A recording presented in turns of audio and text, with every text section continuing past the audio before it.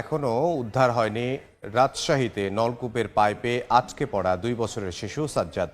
35 fit গর্ত করেও মেলেনি তার সন্ধান। উদ্ধারে কার্যক্রমে ফায়ার সার্ভিসের সঙ্গে যোগ দিয়েছে সেনাবাহিনী। এই মুহূর্তে রাজশাহীর তানোরে আছেন সহকর্মী মওদুদ রানা।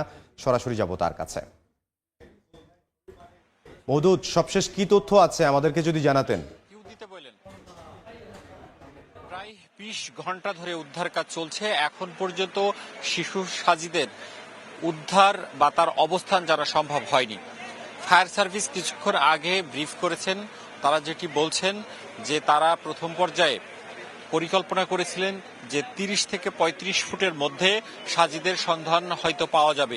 সে অনুযায়ী তারা খনন কাজ পরিচালনা করছেন এবং এখানে অন্তত 3টি খনন যন্ত্র এই খনন কাজ করছে এবং আমরা যেটি দেখেছি যে গতকাল রাতভর এখানে একটি বড় গর্ত খনন করা হয়েছে এবং সেই গর্ত দিয়ে শিশু সাজিদ যে গভীর নলকূপের গর্তে পড়েছিলেন সেখানে একটি সুড়ঙ্গের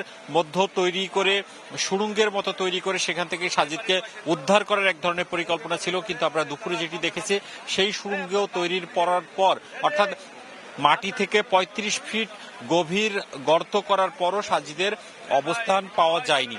ফায়ার সার্ভিস বলছে তারা তার কোনো উপস্থিতির প্রমাণ পাননি, ফলে আরো অন্তত 10 ফুট তারা গভীর গর্ত করতে চান। সেই গর্ত করার অংশ হিসেবেই এই যে খনন কাজ পরিচালিত হচ্ছে এবং 2টি খনন যন্ত্র কাজ করে যাচ্ছে। ফায়ার সার্ভিসের যিনি অপারেশন মহাপরিচালক রয়েছেন তিনি ঢাকা থেকে রাজশাহীতে এসেছেন এবং তিনি কিছুক্ষণের মধ্যে এখানে পৌঁছাবেন এবং তিনি এর পরবর্তী যে প্রক্রিয়াগুলো কি হবে সেগুলো নির্ধারণ করবেন। ফায়ার সার্ভিসের কর্মীরা বলছেন যে যদি তারা খনন করেও শিশু সাজিদকে উদ্ধার করতে না পারেন সেক্ষেত্রে তারা প্রযুক্তি সহায়তা নেবেন, যন্ত্রপাতি সহায়তা নেবেন। ফায়ার সার্ভিস সর্বশেষ বলেছেন যে তারা শিশু সাজিদকে অক্ষত ও জীবিত উদ্ধার করতে চান। সে কারণেই বড় গর্ত করে সময় নিয়ে তারা এই খনন কাজটি পরিচালনা করছেন।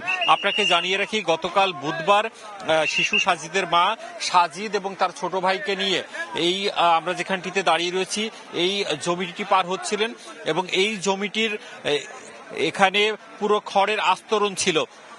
সাজিদের মায়ের যেটি ভাষ্য যে এখানে গভীর নলকূপের একটি গর্ত রয়েছে সেটি তারা জানতেন না। তিনি যখন পার হচ্ছিলেন তখন সাজিদ নিখোঁজ হয়। এরপর সাজিদ যখন মা মা বলে চিৎকার করতে থাকে তখন তিনি পিছনে ফিরে দেখেন যে সাজিদ নিখোঁজ।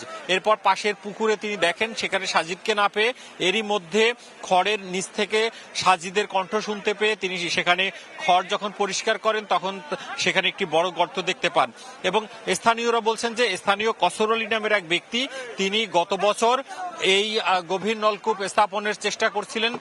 এখানে 120 ফুট নিচেও পানির স্তর না পাওয়ার কারণে তিনি যে গভীর নলকূপ সেটি স্থাপন করেননি, ফলে এটি আর তিনি বন্ধ করেননি এবং গত বছর অতিবৃষ্টি হওয়ার ফলে এই গর্তটি বড় হয় এবং সেই গর্তে সাজিদ পড়ে যায়। ফায়ার সার্ভিস সর্বশেষ বলছে যে তারা সর্বোচ্চ চেষ্টা করছে সাজিদকে জীবিত এবং অক্ষত উদ্ধার করা। তবে এখন পর্যন্ত তার উপস্থিতি বা সে কোথায় আছে, কত ফুট নিচে আছে সেটি জানা সম্ভব হয়নি।